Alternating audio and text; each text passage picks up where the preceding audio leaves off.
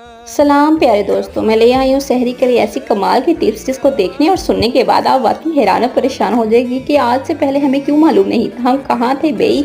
जी हाँ, पहली टिप ये है कि दही का इस्तेमाल सहरी में ज़रूर करें। दही खाने से बहुत फ़ायदे हैं, जैसा कि आपकी क़ुव्वत मुदाफ़त इतनी मजबूत हो जाती है कि आपको सर्दी, बुखार और यहाँ तक कि अपनी सांस की बातों से भी बचा सकती है ये दही।